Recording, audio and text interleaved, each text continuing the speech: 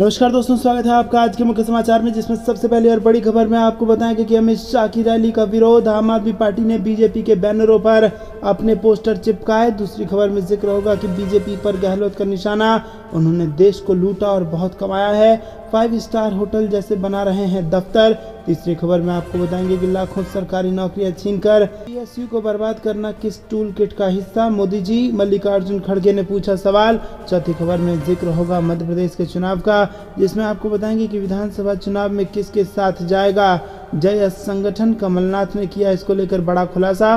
और साथ ही साथ पांचवी खबर में जिक्र होगा कि बीजेपी और जेजेपी में खींचतान पर पूर्व सीएम ओपी चौटाला का बयान, 2024 से पहले टूट जाएगा गठबंधन। दोस्तों, हर एक खबर की गहराई में आपको ले जाएंगे, लेकिन उससे पहले अगर आपको भी ऐसा लगता है कि 2024 में बदल रही है सरकार, तो वीडियो को लाइक करके कमेंट में लिखिए जय हिंद, और साथ ही साथ चैनल को सब्सक्राइब करके बेल आइकन दबाइए। तो करते हैं सबसे पहली और बड़ी खबर की तरफ। अमित शाह की रैली का विरोध। आम आदमी पार्टी ने बीजेपी के बैनरों पर अपने पोस्टर चिपकाए। जी हाँ दोस्तों, सिरसा में केंद्रीय गृह मंत्री की रैली को लेकर आम आदमी पार्टी और भाजपा आमने सामने हो गई है। आम आदमी पार्टी ने पूरे शहर को पोस्टरों से भर दिया है और उन्होंने भाजपा के बैनरों पर भी अपने पोस्टर चिपका दिए हैं। जी हाँ दोस्तों, ये बड़ी खबर आ रही है हरियाणा के सिरसा से, जहां पर अमित शाह की रैली का विरोध प्रदर्शन किया गया है और आम आदमी पार्टी ने इसको किया है। रुक करते हैं अगली ब्रेकिंग न्यूज की तरफ। बीजेपी पर गहलोत का निशाना, उन्होंने देश को लूटा और बहुत कमाया। 5 स्टार होटल जैसे बना रहे हैं अपने दफ्तर। जी हाँ दोस्तों, राजस्थान में इस साल होने वाले विधानसभा चुनाव को लेकर राजनीतिक हलचल तेज होती दिखाई दे रही है। भाजपा और कांग्रेस के बीच जुबानी जंग जारी है और इस सब के बीच राजस्थान के मुख्यमंत्री अशोक गहलोत ने भाजपा पर निशाना साधा है। गहलोत ने आरोप लगाया है कि उन्होंने देश को लूटा और बहुत कमाया है। इसके साथ ही उन्होंने कहा कि वो 5 स्टार होटल जैसे दफ्तर बना रहे हैं। उन्होंने कहा कि चाल, चरित्र, चेहरा की बात करते थे, लेकिन उनकी सादगी चली गई।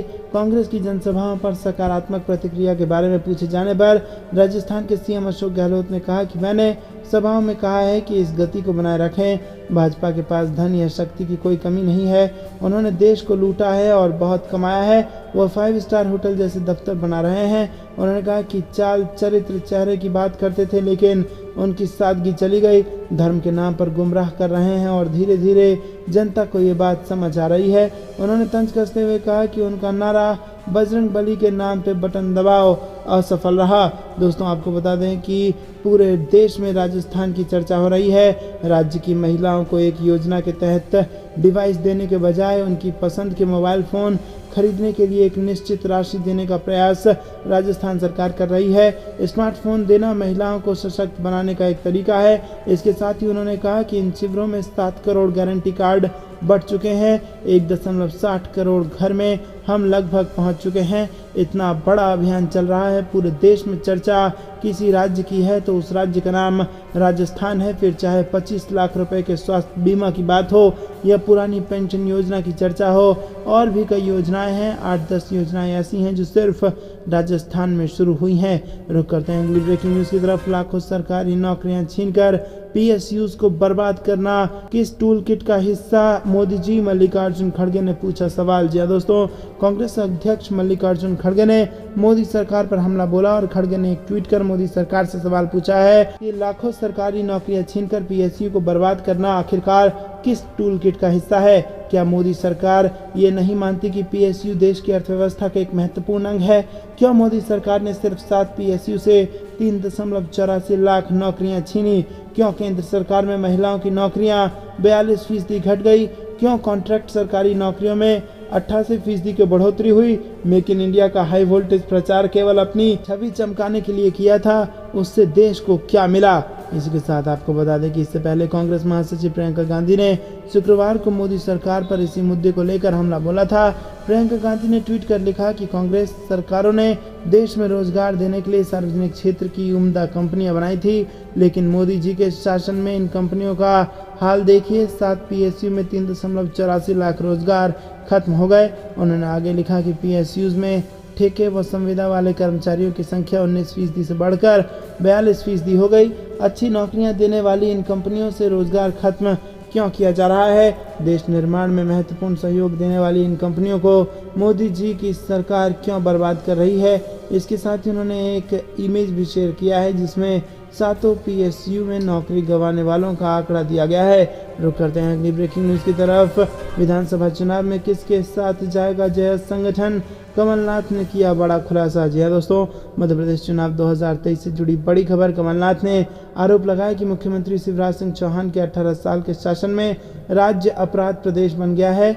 मध्य प्रदेश में इस साल के अंत में विधानसभा चुनाव होने हैं। कमलनाथ ने आदिवासी बहुल बड़वानी जिले में कहा, मध्य प्रदेश एक घोटाले और अपराध प्रदेश में तब्दील हो गया है। ये मेरे आंकड़े नहीं हैं बल्कि इंटरनेट पर मौजूद हैं। वर्तमान शासनकाल में सबसे अधिक अपराध हुए हैं। मुख्यमंत्री अपनी 18 साल पुरानी सरकार का रिकॉर्ड देने में असमर्थ हैं। जय आदिवासी युवा संगठन के बारे में पूछे जाने पर कांग्रेस ने कहा कि इसके सदस्य बुद्धिमान हैं और भविष्य के बारे में चिंतित हैं। कमलनाथ ने कहा कि उनका DNA खुद कांग्रेस का है और ये कई अन्य लोगों की तरह उनके संपर्क में है। कमलनाथ ने राज्य सरकार की लाडली बहना योजना और कुछ अन्य लोक भवन घोषणाओं पर कटाक्ष किया और कहा कि अब 18 साल बाद और चुनाव से फिर 5 महीने पहले वो यानी कि शिवराज सिंह चौहान लोगों का ध्यान सच्चाई से भटकाने के लिए बहनों, कर्मचारियों, संविदा कर्मचारियों और किसानों को याद करने लगे हैं। रुक करते हैं अगली ब्रेकिंग न्यूज की तरफ। बीजेपी जेजेपी में खींचतान पर पूर्व CM OP चौटाला का बयान, 2024 से पहले टूट जाएगा गठबंधन। जी हाँ दोस्तों, हरियाणा में बीजेपी जेजेपी के बीच चल रही खींचतान के बीच इंडियन नेशनल लोक दल के सुप्रीमो और पूर्व मुख्यमंत्री ओम प्रकाश चौटाला का भी बयान सामने आया है। उन्होंने कहा है कि 2024 से पहले ही बीजेपी जेजेपी का गठबंधन टूट जाएगा। जेजेपी पर निशाना साधते हुए चौटाला ने कहा कि कुछ लोग सत्ता के लालच में पार्टी छोड़कर चले गए थे, रास्ता भटक गए थे, अब वो पछता रहे हैं और वापस भी आना चाहते हैं। रुक करते हैं अगली ब्रेकिंग न्यूज की तरफ। शाह की रैली से पहले सिरसा में 130 लोगों को नोटिस जारी, किसान सरपंचों को नजरबंद करने की तैयारी। जी हाँ दोस्तों, आपको बता दें कि हरियाणा के सिरसा में 18 जून को केंद्रीय गृह मंत्री अमित शाह की रैली होने वाली है। इसको देखते हुए हरियाणा सरकार सख्त नजर आ रही है। रैलियों में होने वाले विरोध प्रदर्शन को देखते हुए जिला प्रशासन को सख्त निर्देश दिए गए हैं। ऐसे में जिला प्रशासन ने रैली से पहले ऐसे लोगों को चिन्हित कर लिया है जो विरोध प्रदर्शन कर सकते हैं। शांति भंग करने का अंदेशा जताते हुए जिला प्रशासन ने SDM कोर्ट के माध्यम से जिले के 130 लोगों को नोटिस जारी किया है। उन्हें शांति व्यवस्था बनाए रखने के लिए पाबंद किया गया है। जिन 130 लोगों को नोटिस जारी किया गया है उनमें सरपंच एसोसिएशन के सदस्य, कांग्रेस और आम आदमी पार्टी के नेता और किसान संगठनों से जुड़े लोग शामिल हैं। कांग्रेस और आम आदमी पार्टी के नेताओं ने इसे सरेआम तानाशाही बताया है। रुक करते हैं अगली ब्रेकिंग न्यूज की तरफ। मणिपुर में सीरिया जैसे हालात, रिटायर्ड आर्मी चीफ ने PM मोदी और गृह मंत्री से तुरंत दखल की लगाई गुहार। जी हाँ दोस्तों, मणिपुर में 3 मई को शुरू हुई हिंसा लगभग 1.5 महीने बाद भी थमने का नाम नहीं ले रही है। केंद्र और राज्य सरकार की शांति की अपील के बावजूद मणिपुर में मैतेई और कुकी जनजाति के बीच जातीय हिंसा जारी है। सरकार और पुलिस प्रशासन द्वारा उठाए जा रहे हर प्रयास विफल हो रहे हैं। राज्य की वीरेंद्र सरकार की बात मानने को कोई भी पक्ष तैयार नहीं है और इन्हीं हालातों के बीच पूर्व army chief general Ved Prakash Malik ने मणिपुर की स्थिति पर तत्काल ध्यान देने की अपील देश के प्रधानमंत्री नरेंद्र मोदी और गृह मंत्री अमित शाह से की है। तो दोस्तों, ये थी दिन भर की सारी जरूरी और बड़ी खबरें। तक बने रहने के लिए बहुत बहुत धन्यवाद। जाने से पहले वीडियो को लाइक करके कमेंट में लिखिए जय हिंद, जय भारत।